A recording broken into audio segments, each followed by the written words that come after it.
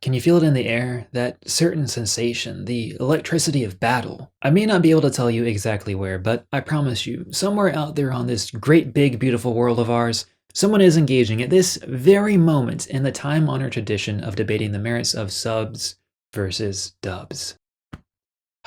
Thank you for your service, comrade. Now, if by some miracle you weren't already aware, the question of subs versus dubs is a long-standing argument mostly contained within the greater anime fandom, which basically boils down to a debate about what is the best way to watch an anime film or series. In the work's original language with translated subtitles,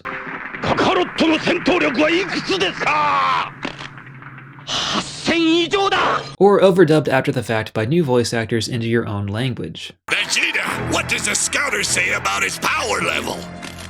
It's over 9,000! And while it is fairly common to see this war get waged time after time in all the usual bastions of rational and even-tempered discourse like YouTube comments or Reddit threads, the most recent battle in this unending dispute came not from the world of 2D animation, but instead from the realm of live-action films. To be more specific, the epicenter for this latest addition to the discourse was the 92nd Annual Academy Awards, where the South Korean film Parasite won Best Picture, making it the first foreign language film to ever receive that honor. Or, you know, at least foreign to America, that is. Anyway, technically speaking, it wasn't actually even Parasite's historic win that created a new chapter in this eternal clash. Instead, it was this article published the morning after by political blogger Kevin Drum, entitled, "It should come as no surprise that most film audiences prefer dubbing to subtitles."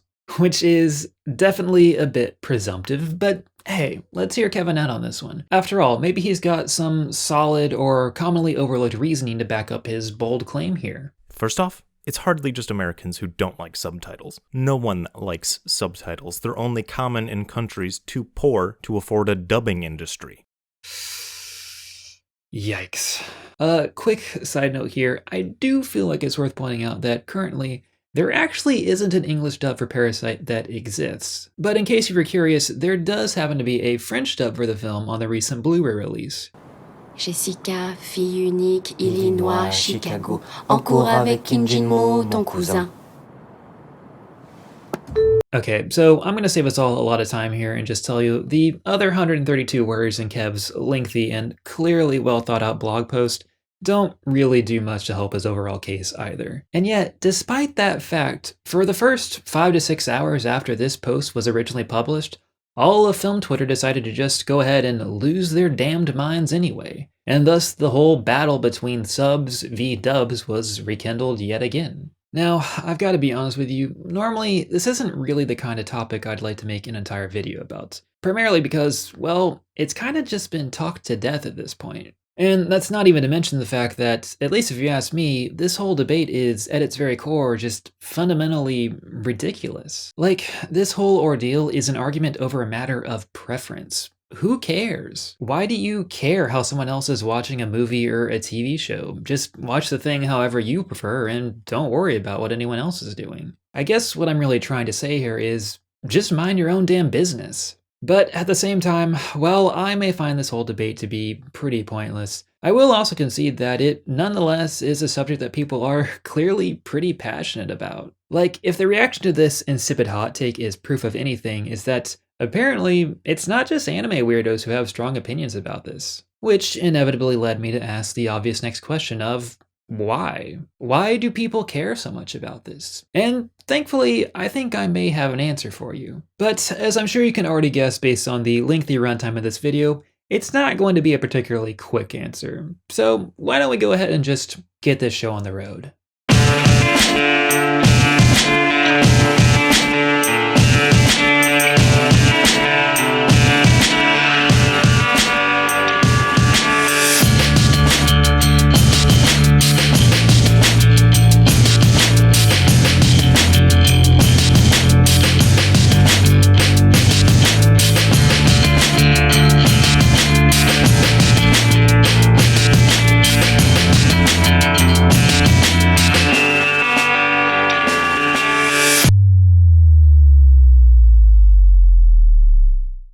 Now, of course, this is completely anecdotal here, but I've always felt like the majority opinion on this matter has been that subs are indeed superior to dubs, and for many different reasons. But if I were to try and sum up all these different opinions into one general assertion, would be that, regardless of if we're talking about animation or live action, proponents of the subtitled lifestyle just find dubs to be too distracting. And well, if I'm being honest here, I have to say I do tend to agree with that notion. For the record, I think things do get a bit more complicated when we're discussing animation, but since we started out this video talking about live action filmmaking, let's keep our attention focused there for the time being. Now, I think the main reason people would describe watching a dub as distracting has a lot to do with the acting. For one reason or another, there's just a disconnect between what the original actor is doing on screen and what the new voice actor is saying on the recording. Probably the most egregious example of this divide are all the old kung fu movies that were dubbed with barely any concern given to matching mouth movements or translating the scripts into anything resembling a coherent story. And yet, even though most modern dubs do have a lot more attention to detail than these films from the 70s did, for most of us, they often still feel just too distracting to be considered an enjoyable viewing experience. And that's really a shame because people put a lot of work into making these dubs sound as good as they possibly can. I mean, just think about it. Think about everything you have to account for when trying to make a high quality dub. If you're the new voice actor replacing someone else's dialogue, then you have to synchronize your speech with the lip movements from the previous actor, try and match their tone and intonation as much as possible, and overall do your best to mimic as many of those little idiosyncrasies from their performance as you can. And that's not even to mention the technical aspect to all of this as well. If you're the sound engineer remixing the audio, you have to either preserve or replicate all the background noises and sound effects to the best of your abilities, while also making sure the original score or soundtrack plays through the scene consistently without getting cut off. Good dubbing is not just a simple copy and paste endeavor, it's a real job that people tend to take pretty seriously. Here, to better understand what I'm talking about, let's look at an example. And since I already brought it up earlier, why don't we go ahead and compare the French dub of Parasite to the original Korean version. 다다야, 우리 그 38번 지붕이부터 하는 거 맞지?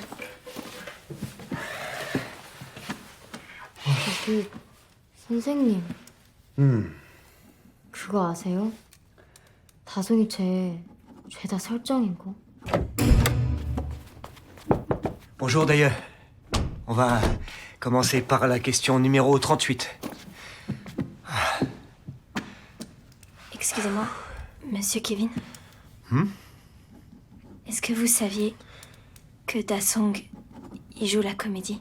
Now, before we go any further, I do want to make it a point to say, this isn't even a particularly bad job of dubbing. They've made sure to carry over most of the background sounds, like the knocking on the door or the rustling of the backpack, and the French voice actors do a decent enough job of matching their performance to the Korean actors. But even with all this extra work being put in, there is still clearly just something off about the dubbed version of this scene. And the answer is really quite simple. There is just no substitution for on-set recording when it comes to audio replacement. In the original Korean, you can hear how an actor's voice echoes throughout the room, but the French dub has very clearly been recorded in a pristine studio environment. The audio is just too crisp, it's too clean. And because of that, you start to feel that disconnect creep back in. Plus, although the dub actors are doing a commendable job trying to match their performance to what's on screen, there's no avoiding the fact that it's still never going to be their performance.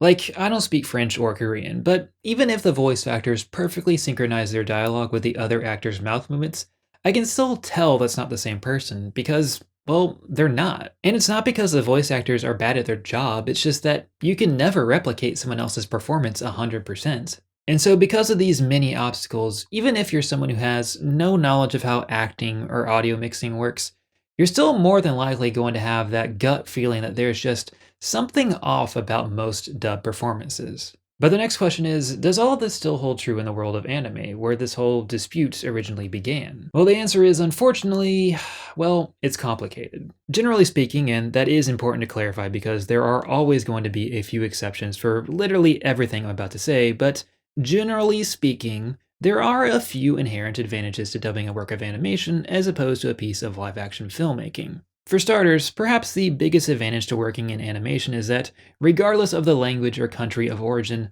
dialogue is almost universally recorded in a studio environment, meaning we no longer have that disconnect between on- and offset recordings. In addition to this, unlike most animation productions in the West, where the vocals are recorded first so that the characters can be drawn to better match that specific performance, in Japan, the animation work has typically already been completed by the time the voice actors come in to record their lines. Which means the final version of the characters we see on screen shouldn't necessarily be as tailored to that original performance, and thus makes it a lot easier to adapt into a different language. But even with these added advantages, hardcore anime fans still seem to prefer watching their anime subtitled. So why is that? Well, once again, there are a lot of different reasons for this, but at the risk of oversimplifying things, a lot of subtitle users just want to watch the version that is, in their mind, the most authentic. Whether it be a preference for the original Japanese voice performances, or, in the most extreme cases, an almost conspiratorial aversion to any changes being made to the source material during localization, for many fans, the idea of watching a dub is just a complete non-starter. And while I have nothing close to resembling the same dogmatic devotion to authorial intent some fans seem to have, I will also freely admit, in most cases, I do tend to prefer watching my anime subtitled as well. And truthfully, if there is one part of this debate that people tend to be the most passionate about,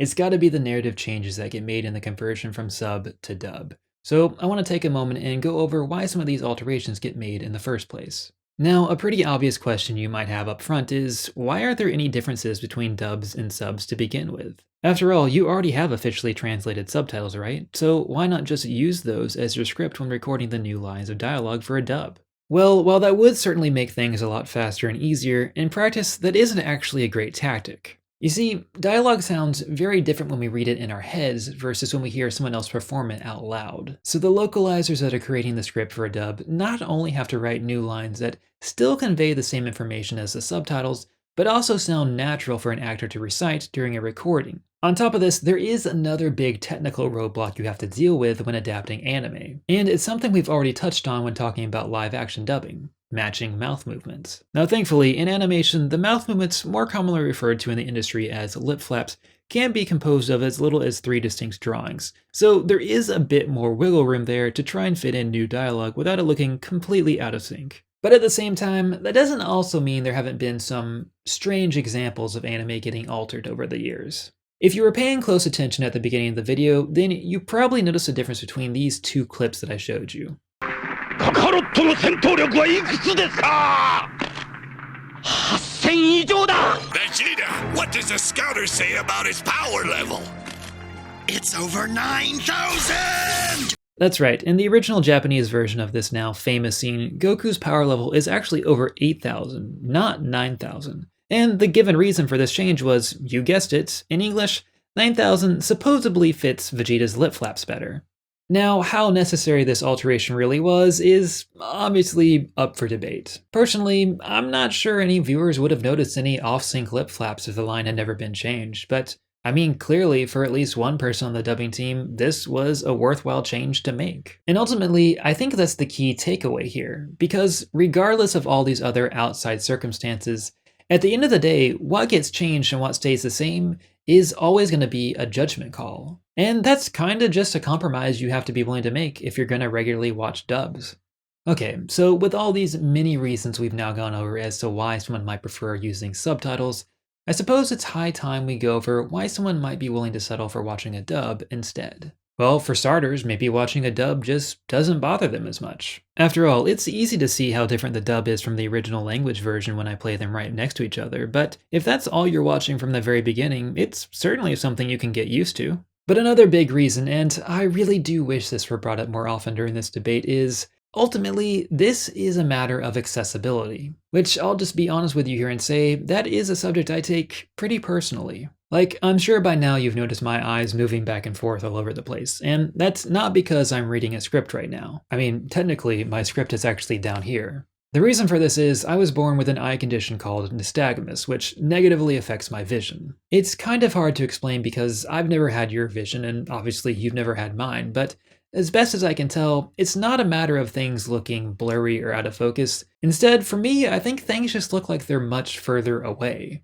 Like, if you perceive something to be this far away from you, well then for me, it looks more like it's this far away. Now, obviously this affects just about every aspect of my day-to-day life, but if we're talking about watching movies and TV shows that use subtitles specifically, well then I'm probably going to have to sit much closer to the screen than the average viewer. And that's just a minor downside. There are definitely times when the text will go by far too fast for me to fully read and comprehend all of it. And in general, I also feel like I just have to concentrate more on the lower third of the screen, which absolutely does make me feel like I'm missing out on potentially crucial parts of the visual storytelling going on up top. And for the record, I'm not alone on this. These are probably two of the most common complaints about having to rely on subtitles in general. But at the same time, I do want to be sure and say, in the grand scheme of things, I am still pretty fortunate in this regard. While using subtitles are probably more of an inconvenience for me than they are for the average viewer, they are still at least usable. For someone with a cognitive or visual disability, dubs might not just be a compromise they're willing to make. For them, watching a dub might be the only way they can enjoy a movie or TV show at all.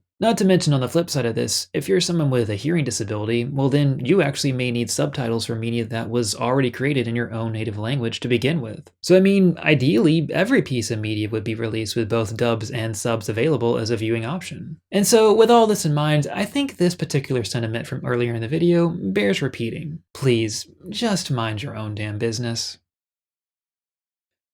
Alright, well, considering everything we've gone over up until this point in the video, I don't think there's ever going to be a way to settle this debate once and for all. Each side has just significantly different values from the other, with subtitle readers prioritizing authenticity, while dub watchers are preferring accessibility. And in a vacuum, that disagreement is fine. I mean, we're all just trying to watch the media we love in a way that suits our needs the best. But when this argument is at its most extreme, we're often dealing with one set of fans whose slavish devotion to authorial intent has utterly convinced them that their way is the only true way to engage with a piece of art. And on the other side, you have a group of people who are, at this point, probably pretty tired of being judged for how they choose to watch a movie or a TV show. In some cases, so much so that they write laughably terrible blog posts and get professionally dunked on for the better part of a morning. I'd say I'm sorry, Kevin, but I'm really not. And I guess it's at this point in the video where there's really just one last thing I want to go over. Because let's just be honest here, the veil is dropping, the mask is fully coming off. We've both been on the internet before. And while this article certainly was a lightning rod for a few hours, it also stands out in my mind as one of the few examples I can think of where someone is defending dubs with the same amount of smugness and superiority you can find in hundreds, nay, thousands of YouTube videos, comment threads, and forum posts, pledging fealty to subtitles as if they were divine truth incarnate. And well, I just can't help myself. Because if the most popular assertion here is that subtitles deliver the superior experience due to the fact that they are a more accurate representation of the original text, well then, I just gotta be that guy and ask, is that really true? Because personally, I don't think so, at least not all the time. And thankfully, I just so happen to have an example that proves that very point. So a few years ago I was rewatching Yu Yu Hakusho, and I made it all the way to the beginning of the Chapter Black saga, specifically episode number 69. What? To give you a bit of context for where we are in the story, this episode is actually a bit of a departure, since our main protagonist Yusuke Urameshi is currently being held prisoner by a group of psychic teens. And thus, this mini-arc actually focuses more on Yusuke's friends as they attempt to rescue him, with the added advantage of also giving each of them a little more time in the spotlight. For this episode specifically, it's Kurama's turn to take center stage. Now, the central conflict of this episode is all about language, which, as I'm sure you can already guess, poses a lot of different problems if you're trying to efficiently localize it. The episode starts off with our heroes in a room under the control of Kurama's classmate and academic rival, Kaito, whose psychic ability essentially allows him to create deadly word games. At the start of the episode, the rules are fairly simple, just don't say the word hot. But the penalty for anyone who does slip up and accidentally says the taboo word is, well, your body gets turned to stone and your soul gets trapped in one of these tiny crystal orbs. So there are a lot of creative choices being made up front in this episode to adapt this scenario into English, and they're honestly pretty fascinating. But sadly, these changes are also probably a bit too complex to make for an effective example in this video. So instead, we're going to fast forward a bit to the second half of the episode, where the rules of this game get changed up a little bit. Early on, due to a nifty bit of tricky wordplay, everyone except for Kurama ends up accidentally breaking the rules and getting their souls captured. But because Kurama and Kaito are far too intelligent to ever accidentally say the word hot, the two are left essentially at a stalemate. Thus, our two combatants decide it's time to ratchet up the difficulty, and Kaito, arrogantly believing he could never be beaten at his own game, even allows Kurama to choose the new rules. It starts as one letter, but as time moves forward, we eliminate more. There are 26 letters in the alphabet and 45 minutes to play. Thus, every 104 seconds, we will lose another letter we can say, starting from the end at Z and moving backwards. Aside from some weirdness around the time constraints of this new game, everything seems pretty straightforward here. Over time, they will continue eliminating letters available to them while speaking, and if anyone does accidentally use one of the taboo letters, well then they lose the game, and thus their soul. But of course, this is only how the game works in the English dub, so I wonder, does this scene play out any differently in the Japanese version? Well, technically, there were only a few minor changes to the original Japanese and the English dub, but regardless of that, to fully understand these changes, I'm still going to have to teach you at least the basics of how the Japanese alphabet works. And for the record, I am by no means fluent in Japanese. In all honesty, I'm probably working with the equivalent of taking like 2 classes of a college course here. Thankfully though, this is a simple enough example that I could still figure it out even with my limited knowledge. But just know, if you are someone who is fluent in Japanese, I am at least aware that I'm going to be overgeneralizing and leaving out a lot of extra information as to make this more understandable for anyone with zero knowledge of how the language actually works. Also, apologies if you're someone using subtitles on this video because things are about to get a bit confusing for you. Ironic, I know. Okay, so like I said, the basics of the game are still mostly the same here. Really the only big difference has to do with how many letters are getting eliminated during the course of the game. As opposed to the 26 letters we have in English, which correspond to 26 unique sounds, in the Japanese alphabet, also known as hiragana, there are actually 46 characters. And technically speaking, that still doesn't even account for all the different sounds that are used in the language. But now that we know this, it makes it much easier to understand why the time constraints of this game are so weirdly specific. In the English version, Kurama just says the game will be played over the span of 45 minutes, but he never really gives us an explanation as to why that is. He kind of just tosses it off, like of course the game will be 45 minutes long, why wouldn't it be? But now we can pretty easily deduce that the real reason he chose this time limit is because in the Japanese version, setting the game at 45 minutes allows them to eliminate 1 character every minute, due to the 20 extra letters in hiragana. Which is certainly a lot cleaner than the seemingly random 104-second intervals from the English dub, right?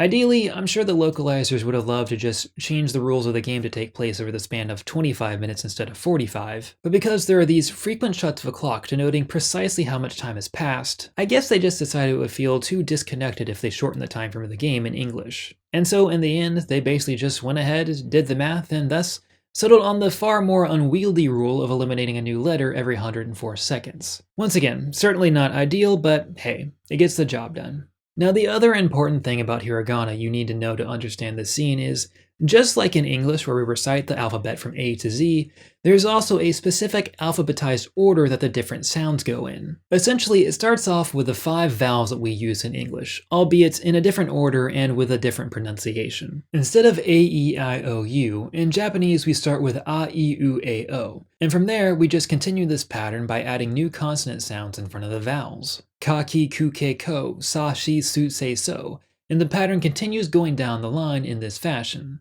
Now really the most important thing you need to remember is, even though we're using multiple letters in English to create these sounds, in hiragana they're always just using 1 character. The reason I say this is, now that you have all this information, the subtitled version of this scene is actually pretty easy to understand. But if you don't already have all of this context, well then the scene is kind of a mess for you. Which is kind of why I haven't just shown it to you yet. Because although it would almost certainly better prove my point to just let you muddle through this scene first without any background information, I ultimately decided it would probably make for a better overall viewing experience if we just went over some of the basics beforehand. So let's go ahead and watch the subtitled version of this scene now, and afterwards we can go over why it might be a bit confusing for anyone who doesn't already know how Japanese works.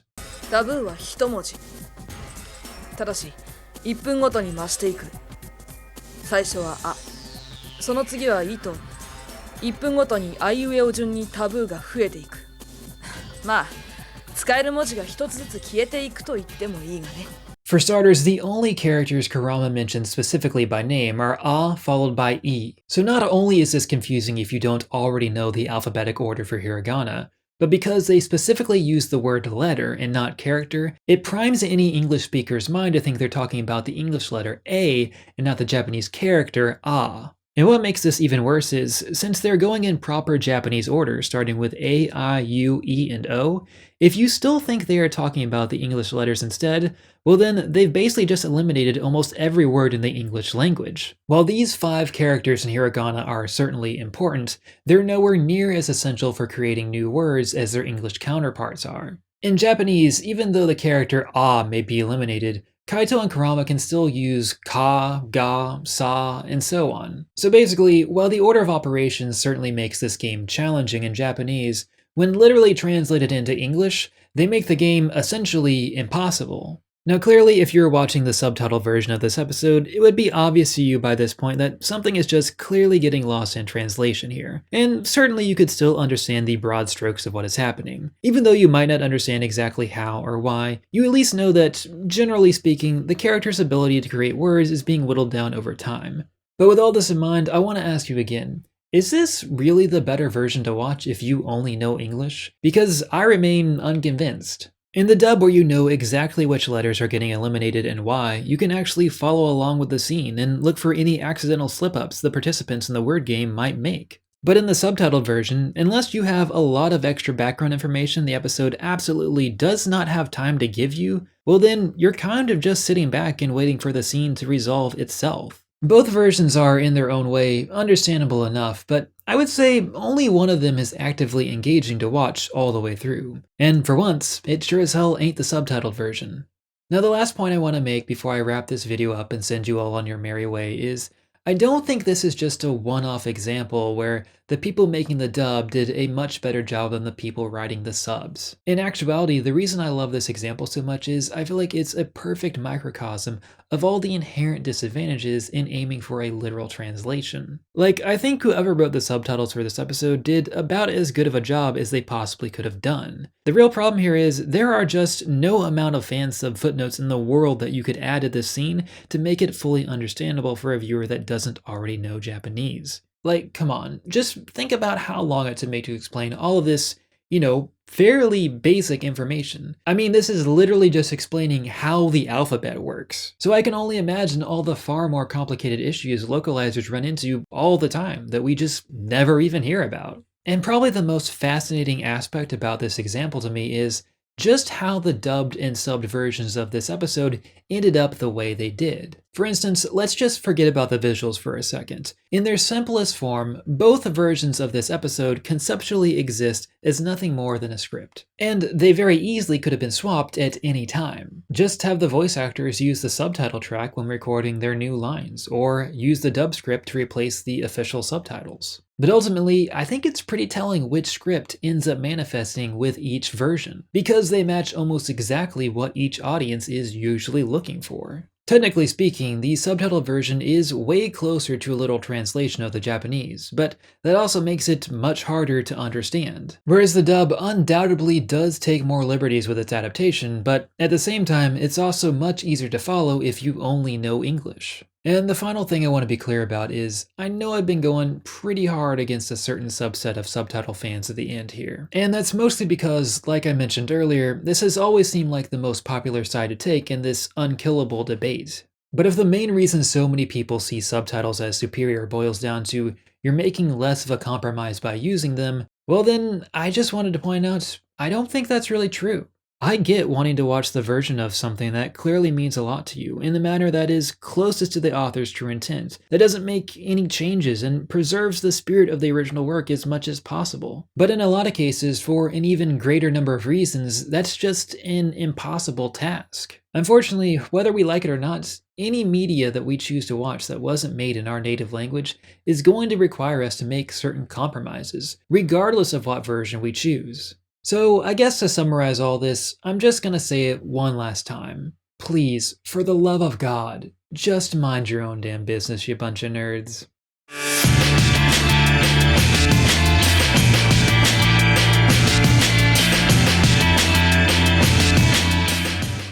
Hey, thanks for watching my video. Usually I'm pretty hard on myself when it comes to the videos I make, but I'm actually pretty happy with how this one turned out. So hopefully you enjoyed watching it as much as I enjoyed making it. And if you enjoyed it so much that you felt this uncontrollable urge to just spend some of your hard-earned money somewhere, well, then you can always consider supporting me over on Patreon. For just $1 per video, you get a bunch of extras like early access to videos, monthly Q&As, as well as bonus videos from time to time. For instance, if you thought that more complicated example of localization I mentioned earlier sounded interesting to you, well, I'm probably going to be making a bonus video about it. That's mostly because the script is already like 75% written, since that was the original example I was going to use in this very video.